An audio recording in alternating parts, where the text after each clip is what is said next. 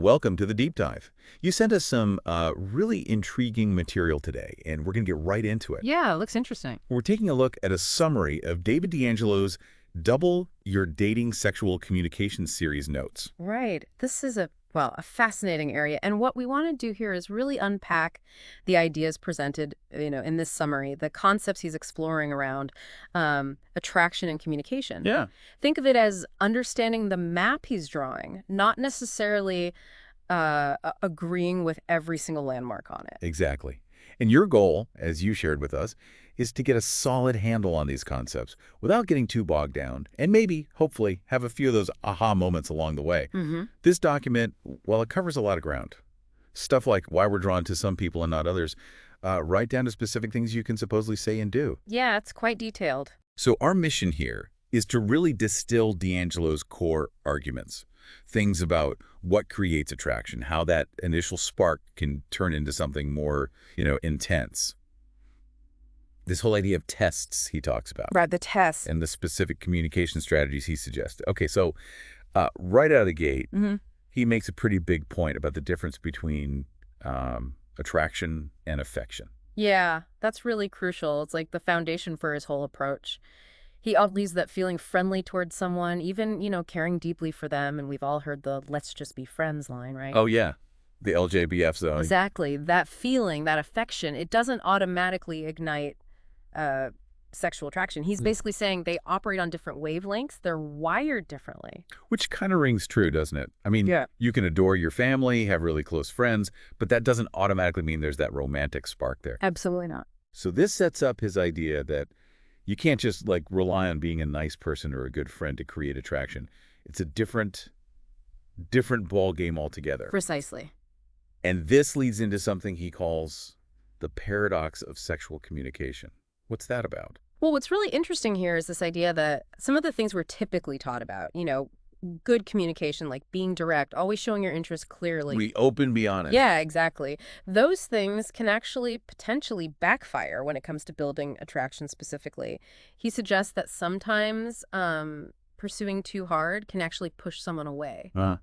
Whereas a little bit of distance, maybe pulling back slightly, can create more interest. It feels upside down from what you'd normally expect, right? We're often told, make your interest clear. But he's suggesting that a bit of mystery, maybe some uncertainty. Yeah, ambiguity. Could be more powerful than just laying all your cards on the table immediately. Yeah. It makes you think about that whole dynamic of wanting what you can't easily have. Exactly. The implication is that being constantly available or maybe seeming overly eager to please might not actually generate that spark he's talking about. Okay. And this is where his 4-step model comes in, what he calls the 4 steps of seduction. Okay, let's walk through these then. So first up is sparking the attraction. What's the key to this initial phase, according to him? From what we have here in the summary, it seems this initial stage is all about creating that first flicker, that, fundamental sense of, there's something about this person. Just getting on the radar. Yeah, exactly. It's about subtly signaling those attractive qualities he discusses later, but without being, overtly sexual about it yet. Think of it like planting a seed, maybe. Got it. Laying the groundwork. Okay, then comes step 2, building sexual tension. This sounds like where things start to heat up a bit. How does he describe this part? Right. He paints a picture of it being like a mix of different signals. It involves your body language, using humor effectively, a bit of playful teasing, and those subtle hints in your words that suggest, you might be interested in more than just friendship. But crucially, without being explicit about it, he also throws in playing hard to get as part of this stage. Interesting. And what's quite interesting is his point that, in his view, women are often more attuned to both sending and receiving these kinds of subtle, nonverbal cues related to tension. So it's less about saying, wow, I'm really attracted to you, and more about creating this underlying current, this possibility hanging in the air. Precisely. And the humor and teasing probably keep it light, right? So it doesn't feel too heavy or awkward. Exactly. Keeps it playful. It's about creating intrigue and anticipation. Then the third step is amplifying the attraction. How does that build on just, sparking it? Well, it sounds like this is about taking that initial spark, that flicker, and really fanning the flames, making that feeling stronger and more focused. Okay, turning up the heat. Yeah, maybe it's about turning up the dial on that playful teasing, making the physical signals perhaps a bit more noticeable, and really demonstrating those attractive traits he talks about, like in action. That makes sense as a progression, yeah. No. Taking it to the next level. And the final step, step 4, physically advancing, is pretty self-explanatory. That's where the interaction moves towards more direct physical contact and intimacy. Right. So this 4-step model gives us a kind of roadmap of how he envisions attraction building up and potentially leading somewhere physically. Now, he also takes a bit of a turn here to talk about something really important, which is our own limiting beliefs. Yes, I saw that. Right. This part seemed like it was more about getting your own mindset right before anything else. Yeah. He outlines a 4-step process for identifying and changing negative beliefs, specifically about attracting women. Let's break that down. Okay. So first he says to actually write down those negative beliefs, maybe list out 10 of them or so, just get them out there. Okay, face them. Yeah. The second step is to dig a little deeper and think about, well, where did these actually come from? What experiences or, messages in your life might have shaped them? Childhood, past relationships, whatever. Trying to find the origin. Right. Then the third step is really key, challenging those beliefs. Actively looking for examples, either in your own life or maybe in the lives of others, where those beliefs just weren't true. So finding counter evidence. Exactly. It's about finding the cracks in that negative thinking pattern, like being your own detective, gathering evidence against your own negative thoughts, as you said earlier. Okay. And the final step. The final step is about creating new positive beliefs to consciously replace the old negative ones. The replacement strategy. Right. And he recommends phrasing these new beliefs as if they're already true, in the present tense, and then writing them down daily. He also suggests visualizing the positive outcomes, like really feeling what it would be like if you truly believed these new empowering things. It's basically a way of trying to reprogram your mindset. Okay, that makes a lot of sense. Sort of a cognitive restructuring exercise. Yeah. Now let's talk about what he actually considers those key attractive traits. This is a pretty extensive list in the summary. What stood out to you, and how does he link these to that idea of women testing men? Well, what's interesting is his take on some of these. Confidence, it isn't just about acting tough. He says it's about a genuine lack of underlying insecurity. Okay, deep confidence. Yeah. And dominance for him isn't about being domineering or, aggressive. It's more about being a leader, being decisive, making decisions. Right, leading the interaction. He even suggests that a degree of selfishness, but in the sense of valuing your own needs, expecting the best, not selling yourself short, can be attractive. And composure, being unflappable, able to stay cool even when things get a little chaotic or she throws you a curveball. That's on the list too. And the idea of being selective, like not being someone who's just happy with anyone who shows interest, that sends a message of having standards, doesn't it? Yeah, precisely. It implies you have options and value yourself. He also includes being judgmental, which sounds harsh, but he's very specific here. How so? It's not about being mean-spirited or cruel. It's more about having a kind of humorous, observational take on things. He actually compares it to Triumph the Insult comic dog, believe it or not. Okay, that's specific. Yeah, the idea is it projects a sense of authority and discernment, but wrapped in humor so it's not off-putting. He also mentions not accepting second-class behavior, creating a sense of your own valuable space, he calls it, being territorial. And even having a degree of control over your own sex drive, showing you're not ruled by it, but, as he puts it, barely. And the last one on this list is living in your own reality. What does that mean? It's about being self-assured, centered, considering others as guests in your world rather than letting their opinions or reactions dictate your self-worth or your frame. Wow, okay. That's quite a package of traits. You can definitely see how someone embodying these might come across as, well, self-assured and valuable. Right. Now, how does this connect back to the idea of testing? Right. So he argues that people who are highly sought after, which he believes attractive women often are because they have many options, will often unconsciously, maybe sometimes consciously, test potential partners. To see if they're for real. Exactly. To see if they genuinely possess these qualities like confidence, composure, dominance, selectivity. It's a way of filtering out those who might just be putting on front or who lack that inner strength. Okay. And these tests, he says, can be subtle at first, maybe a small challenge, a disagreement, a last-minute change of plans. And if someone doesn't demonstrate those underlying traits in response, if they get defensive, needy, or collapse easily, they fail the test. Yeah, essentially.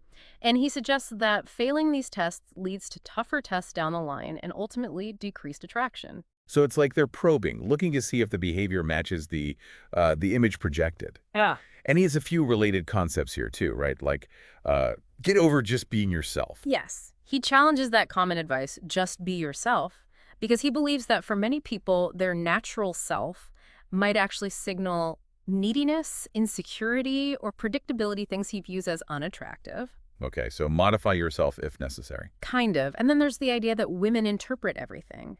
This really highlights the importance of those subtle cues, the nonverbal communication we talked about earlier. Everything matters. Nothing is accidental. Right. And finally, it's all part of the story, meaning these aren't just isolated tricks or techniques. They need to fit together into a consistent overall narrative or persona you project. Okay, so you need to embody these traits authentically and be ready to navigate these often unspoken tests.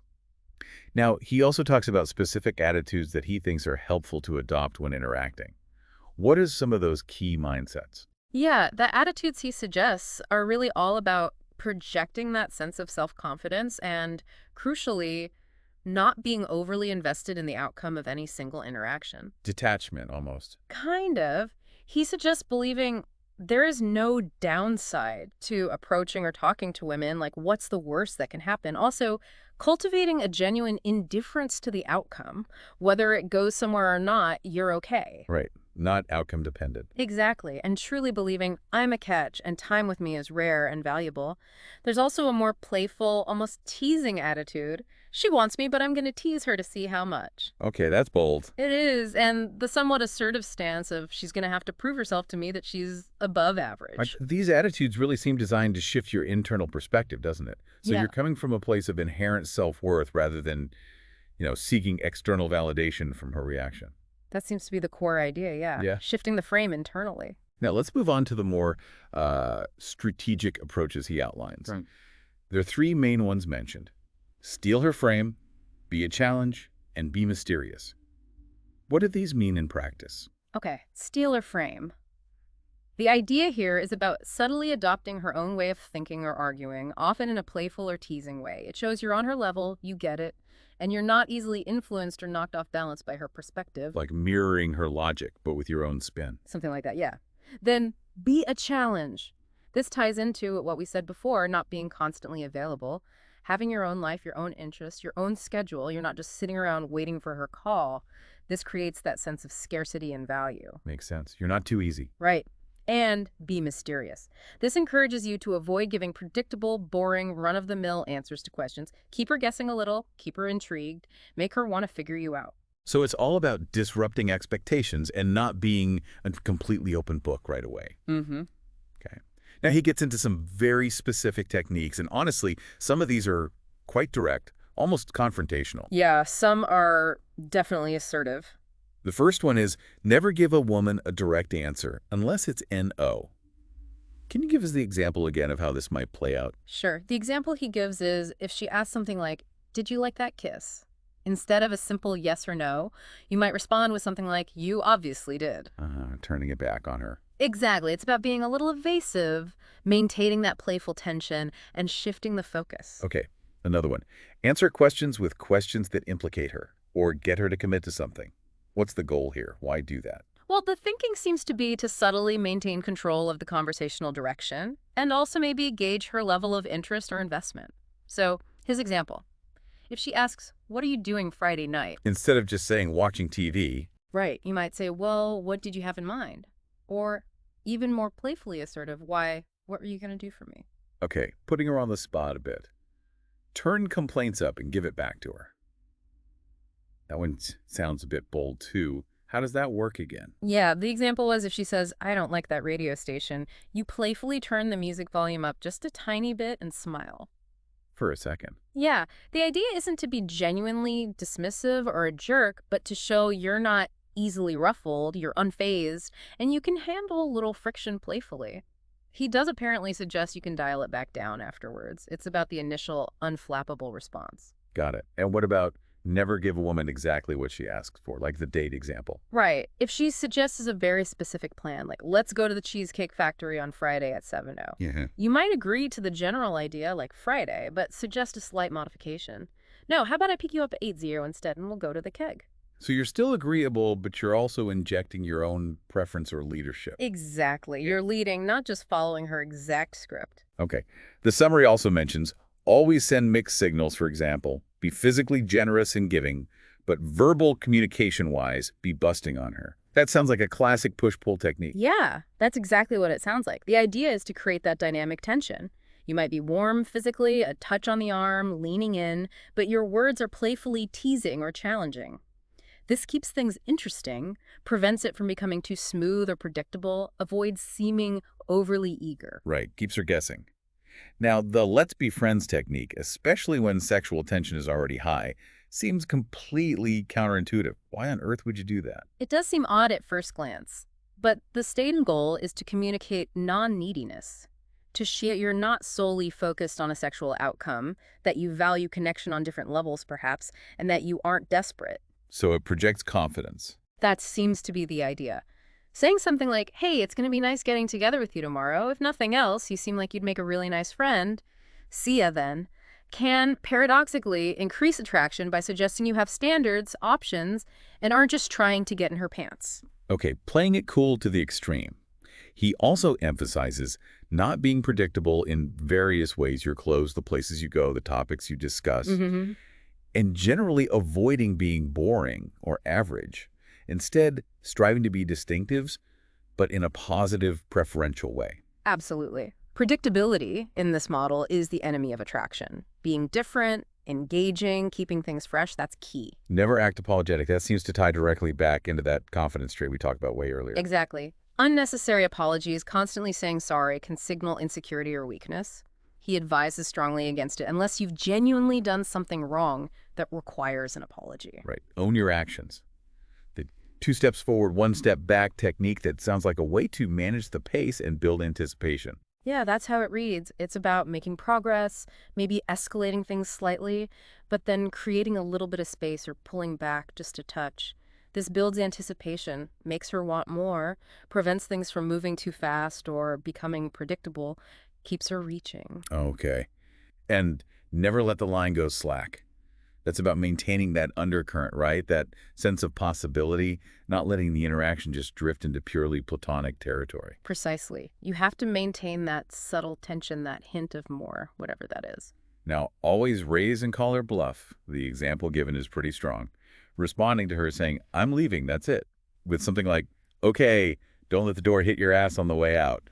That's really about not being easily manipulated, isn't it? Yeah, it's quite direct. The idea is to demonstrate that you're not afraid to stand your ground. You won't be easily controlled by emotional outbursts or threats, which he often frames as tests. Seeing if you'll crumble. Right. Showing strength and that you won't be easily pushed around. He also advises sticking with a cocky, funny persona or role that works for you once you find it.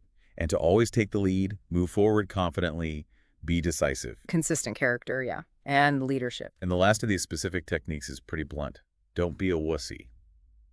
Which is, well, a pretty direct instruction to stop any behavior that might be perceived as weak, overly agreeable, or submissive. Yes, it's a very clear, if unsubtle, call to embody those confident, assertive, leading traits he's been emphasizing throughout. Cut out the wussy behavior immediately. Okay. Now, he also briefly suggests some exercises, like thinking about specific masculine traits you want to cultivate, or reflecting on past situations where you felt tested and how you handled them.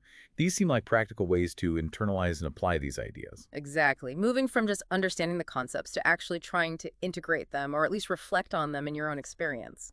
Then he transitions slightly to talking more specifically about sparking attraction and flirting. He reiterates that attraction is fundamentally an emotion, a feeling, and that anticipation is a huge part of it. And he defines flirting, quite simply, as playful, unserious interaction. That's right. And the example he gives of flirting isn't a direct compliment like, you look nice, but rather a slightly teasing remark like, I realize you're probably shy because you get no attention from men whatsoever, so I decided to come over and pay attention to you. Okay, very playful, slightly challenging. Exactly. He stresses the importance of practice here, just trying things out, and crucially, not taking negative reactions or rejections personally, just data gathering.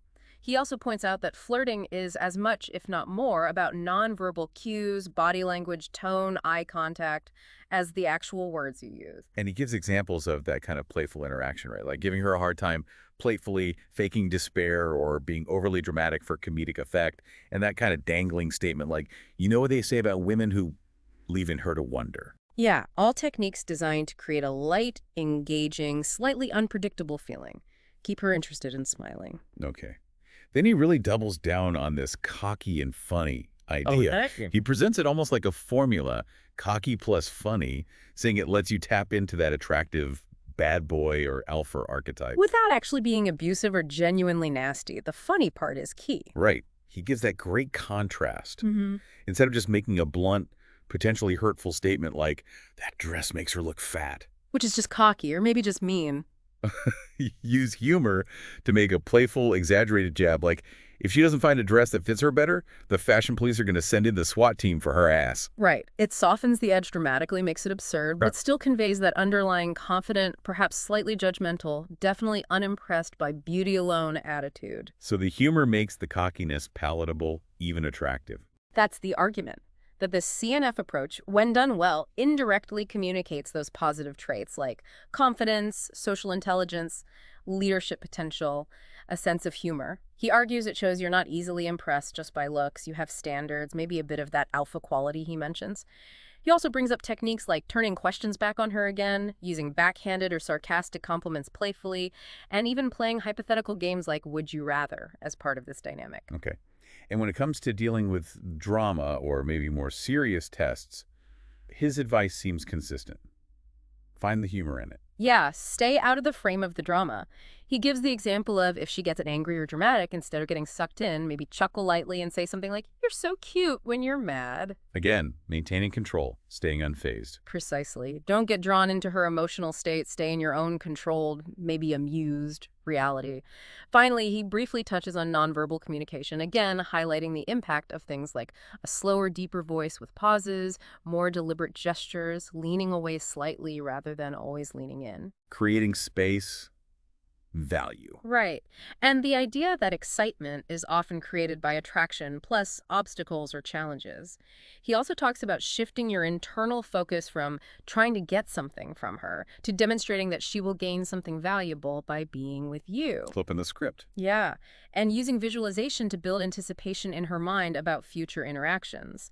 He briefly mentions that the later material in the series gets into initiating sex, but brings it right back to the core idea that attraction isn't a one-time thing. It needs to be maintained by staying somewhat unpredictable, leading, and avoiding being boring over the long term. Okay, wow. So to try and bring it all together then, this deep dive into DeAngelo's framework based on these notes has covered, well, quite a lot. It really has. That fundamental difference he draws between just liking someone, affection, and actual sexual attraction. The surprising ways sexual communication can apparently work, sometimes opposite to normal rules. His whole four-step idea of how attraction supposedly builds. Sparking, building, amplifying, advancing. Yeah. What creates that sexual tension, the mix of signals, how to potentially tackle your own limiting beliefs first. A whole range of traits he argues women find attractive, and how they might, consciously or unconsciously, test for them. Right, the confidence, dominance, composure, selectivity. The importance of cultivating certain attitudes, indifference, self-worth, those strategic moves like steal or frame, or being a challenge, and then that huge list of specific communication techniques, especially that whole cocky and funny style. Yeah, and I think the overarching theme that comes through again and again is really about projecting confidence, independence, a strong sense of internal self-worth, and creating intrigue and challenge rather than being predictable, overly available, or needy. It definitely offers a very specific perspective on romantic and sexual dynamics. So maybe a final thought for you listening. Considering these ideas presented here, particularly around perceived value, scarcity, and challenge in romantic attraction, how might those same dynamics potentially play out in other areas of your life, maybe in your career or negotiations, or even just your social circles? That's a really interesting question to mull over. And perhaps another angle. If, as this material suggests, some aspects of attraction operate on these more primal, less logical levels, nature's way, as the source puts it, what is understanding these principles, even if you don't agree with or want to use all the specific techniques, tell us about our own deeper motivations and maybe the unspoken language we're all using in our relationships, romantic or otherwise. It's certainly something to think about further.